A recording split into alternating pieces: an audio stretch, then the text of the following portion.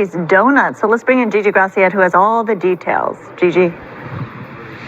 That's right. We start off with breaking news. 2 suspects are in police custody, but unfortunately, a third suspect, the driver of a stolen Lexus, responsible for the second pursuit in this story, has apparently gotten away. Let's go straight to the video. Take a look. LAPD deploying at least 5 canine teams going door to door, backyard to backyard on 52nd, on 2nd and 3rd here again in this Hyde Park neighborhood, searching for the suspect. But this all started early this morning at about 4:44. That's when we picked up this pursuit, a U-Haul with about 4 to 5 burglary suspects inside. The back door wide open, pursuing units reporting they could see suspects inside. And one by one, they started jumping out. Now, during the chase, 3 men jumped out of the moving U-Haul, scattering into the darkness. The truck, though, continued circling the area near Manchester and La Cienega.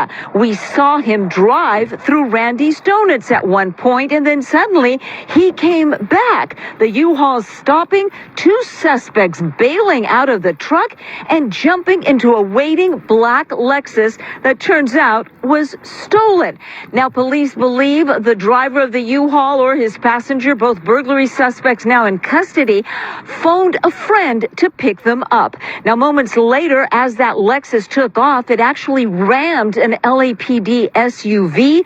Well, you could see here police going through that U-Haul. Inside, they believe they found the stolen material. We're talking about gummies and vape cartridges.